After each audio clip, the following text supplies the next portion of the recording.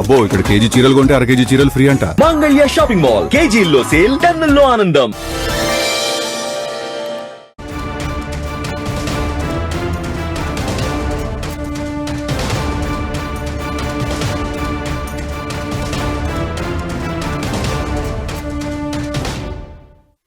Gaza గుండెకు అయిన గాయాలు ఎన్నో. హమాస్ ఇజ్రాయెల్ పోరులో కొన్నేళ్లుగా బలవుతోంది సామాన్యుడే. అక్కడి జనాలు పడుతున్న కష్టాలు ప్రపంచానికి కన్నీళ్లు పెట్టిస్తున్నాయి. యుద్ధం ఆగాలని ఆకాంక్షించేలా చేస్తున్నాయి. అలాంటి గాజాలో ఇప్పుడు హోప్ కనిపిస్తోంది. ట్రంప్ ఓ ప్రతిపాదన తీసుకురావడం, ఆయుధాలు విడిచిపెట్టేందుకు హమాస్ సిద్ధం కావడం కొత్త ఆశలు చిగురించేలా చేస్తోంది. ఇంతకీ ట్రంప్ తీసుకువచ్చిన ప్రతిపాదన ఏంటి? అందులో ఏముంది? హమాస్ ఏమంటోంది? ఆయుధాలు విడిచిపెట్టేందుకు హమాస్ రెడీ. ట్రంప్ ప్రతిపాదనలకు హమాస్ సుముఖత. గాజాలో శాంతి పవనాలు వీయబోతున్నాయా? ట్రంప్ ప్రతిపాదించిన అంశాల్లో ఏముంది? మరి హమాస్ పెడుతున్న కండిషన్స్ ఏంటి? ట్రంప్ ప్రతిపాదనలపై ఇరాన్ రియాక్షన్ ఏంటి? హమాస్ ఇజ్రాయెల్ వార్ ఎలా మొదలైంది? ఇజ్రాయెల్ పాలస్తీనా సమస్యకు పరిష్కారం దొరికిందా అంటే అవును అని ఆశలే కనిపిస్తున్నాయి. ఇప్పుడు పాలస్తీనా హక్కుల కోసం పోరాడుతున్న హమాస్ ఆయుధాలను పక్కన పెట్టి గాజా ప్రాంతం నుంచి ఇజ్రాయెల్ తన బలగాలను ఉపసంహరించుకునేలా దీనికి హమాస్ అంగీకరించడంతో హోప్స్ క్రియేట్ అవుతున్నాయి. ఇజ్రాయెల్ గాజా మధ్య కాల్పుల విరమణ ఒప్పందం కుదిరిన 9 నెలలకు అమెరికా ఈ ప్రకటన చేయటం ఆసక్తి రేపుతోంది. ఈ ఒప్పందంలోని 2 దశల్లో భాగంగా హమాస్ ఆయుధాలు వీడాల్సి ఉంది. ఇక అటు గాజా పునర్నిర్మాణానికి ఒక అవగాహన కుదరాల్సి ఉంది. హమాస్ ఆయుధాలు వీడిన వెంటనే ఇజ్రాయెల్ తన బలగాలను వెనక్కి తీసుకుంటుందని, అంతర్జాతీయ స్థిరీకరణ బలగాలు కొత్త పాలస్తీనా పోలీస్ వ్యవస్థతో కలిసి గాజా ప్రాంతంలోని పౌరుల భద్రత బాధ్యతలు తీసుకుంటాయని ఆయన వివరించారు. ట్రంప్ ప్రతిపాదించిన 20 సూత్రాల కాల్పుల విరమణ ఒప్పందం ప్రకారం హమాస్ తన ఆయుధాలు వీడటమే కాకుండా గాజా ప్రాంతంలోని తమ సొరంగ మార్గాలన్నింటినీ ధ్వంసం చేయాల్సి ఉంది. ట్రంప్ ప్రతిపాదనలకు తాము అంగీకారం తెలిపినట్లు హమాస్ కూడా ప్రకటించింది. అయితే ఇజ్రాయెల్ కూడా ఘర్షణ వైఖరిని వీడాలని, బలగాలను ఉపసంహరించుకోవాలని హమాస్ ప్రతినిధులు అంటున్నారు. అయితే ట్రంప్ ఒప్పందంపై ఇజ్రాయెల్ ఇప్పటికీ తన వైఖరిని ప్రకటించలేదు. అయితే ట్రంప్ ప్రతిపాదన వాస్తవ రూపం దాల్చేందుకు మంచి అవకాశాలే ఉన్నట్లు అమెరికాతో పాటు గాజాలో కాల్పుల విరమణకు సంబంధించి ఏర్పాటైన బోర్డ్ ఆఫ్ పీస్ అధికారులు కూడా ఆశాభావంతో ఉన్నారు. అయితే దీనికి ఎంత సమయం పడుతుందన్నది మాత్రం ఖచ్చితంగా చెప్పలేమని అంటున్నారు. అయితే రానున్న 2 వారాల్లో గాజా పోలీస్ బలగాలు మాత్రం టెక్నోక్రటిక్ బోర్డ్ ఆఫ్ పీస్ కు అందజేయనున్నారు. గాజా పోలీస్ బలగాలతో పాటు అనేక ఇతర సంస్థలకు కూడా భారీ ఎత్తున ఆయుధాలు ఉన్నాయి. మరి వీరంతా ఒప్పందంలో భాగమవుతారా లేదా అనేది కూడా పెద్ద ప్రశ్నే. అయితే ట్రంప్ శాంతి ప్రతిపాదనపై హమాస్ అంగీకారం తెలిపినప్పటికీ ఇజ్రాయెల్ మాత్రం ఇంకా అనుమానంలోనే కొట్టుమిట్టాడుతోంది. హమాస్ ఆయుధాలు అప్పగిస్తుందన్న నమ్మకం ఇజ్రాయెల్కు లేదు. అయితే ఇజ్రాయెల్ ఇప్పుడు కొత్తగా చేయాల్సిందేమీ లేదని, గతంలో వారు అంగీకరించినట్లు గాజా ప్రాంతం నుంచి తమ బలగాలను ఉపసంహరించుకోవటం మాత్రమే చేస్తే చాలని అమెరికా అధికారులు అంటున్నారు. గాజా ప్రాంతంపై వైమానిక దాడులు నిలిపివేసేందుకు కూడా ఇజ్రాయెల్ గతంలోనే అంగీకరించిందని గుర్తు చేస్తున్నారు. జూలై 28న వైట్ హౌస్లో ట్రంప్, నెతన్యాహు భేటీ అయ్యారు.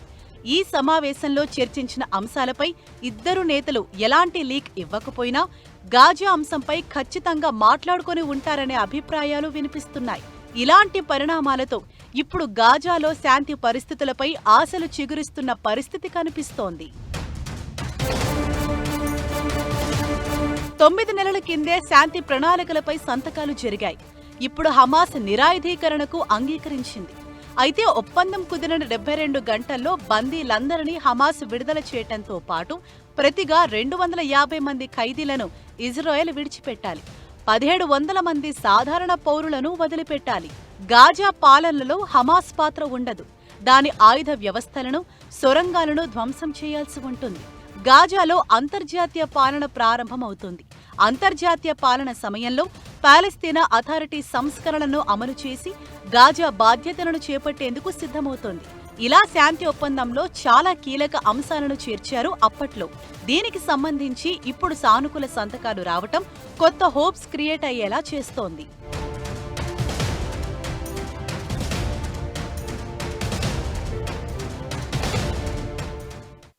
ఆయుధాలు వదిలేసేందుకు హమాస్ సిద్ధం కావడంతో ఇప్పుడు గాజాలో శాంతి నెలకొంటుందనే ఆశలు కనిపిస్తున్నాయి. నిజంగా అది సాధ్యమయ్యేనా? అసలు పాలస్తీనా ఇజ్రాయెల్ యుద్ధం ఎందుకు మొదలైంది? ఈ స్థాయిలో మారణహోమం ఎందుకు క్రియేట్ అయింది? హమాస్ పై ఇజ్రాయెల్ మొదలుపెట్టిన యుద్ధంతో గాజా గజగజ వణుకుతోంది. ఆకలి చావులు, అభాగ్యపు చూపులు గాజాలో ఎక్కడ చూసినా కనిపించేవి ఇవే. 2023 అక్టోబర్ 7న హమాస్ దాడికి ప్రతీకారంతో గాజాపై ఇజ్రాయెల్ యుద్ధం ప్రారంభించింది. హమాస్ దాడిలో 1200 మంది జనాలు చనిపోయారు. ఇందులో ఎక్కువ మంది ఇజ్రాయెల్ పౌరులే. 251 మందిని హమాస్ బందీలుగా పట్టుకెళ్లింది. ఇజ్రాయెల్ సైన్యం దాడుల్లో 70,000 మందికి పైగా పాలస్తీనియన్లు ప్రాణాలు కోల్పోయారు. ఇందులో 18,000 మంది పిల్లలున్నారు. అయితే ఇప్పుడు ఒక్క పరిణామంతో 2 ఏళ్ల యుద్ధానికి ముగింపు పడే అవకాశాలు కనిపిస్తున్నాయి. ఆయుధాలు వదిలిపెట్టేందుకు హమాస్ అంగీకరించడం అంటే యుద్ధాన్ని ముగించే విషయంలో ఖచ్చితంగా ఇది అతిపెద్ద ముందడుగు అనటంలో ఎలాంటి అనుమానం లేదు.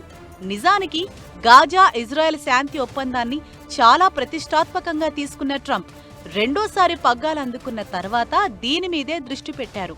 అటు నెతన్యాహును ఇటు హమాస్ను తన స్టైల్లో దారిలోకి తెచ్చుకొని ఒప్పందం చేయించారు. దాదాపు 9 నెలల తర్వాత ఇప్పుడు హమాస్ కూడా ఆయుధాలు పక్కన పెట్టేందుకు అంగీకరించడం, గాజాలో శాంతి పవనాలు క్రియేట్ కావటం ఖాయమనే ఆశలు రేపుతున్నాయి. ట్రంప్ ప్రకటనపై హమాస్ స్పందించినా ఇజ్రాయెల్ రియాక్షన్ ఎలా ఉంటుందనేది ఆసక్తి రేపుతోంది.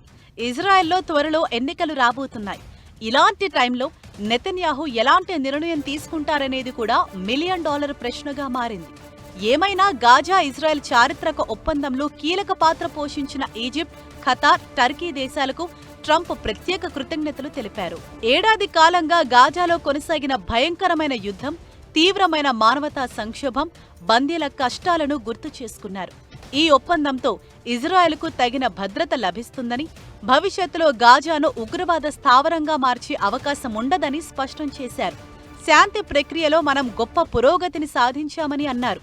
మరి అంతా అనుకున్నట్లు అవుతుందా, లేదంటే ట్విస్ట్ చూడాల్సి వస్తుందా అనేది కాలమే సమాధానం చెప్పాలి.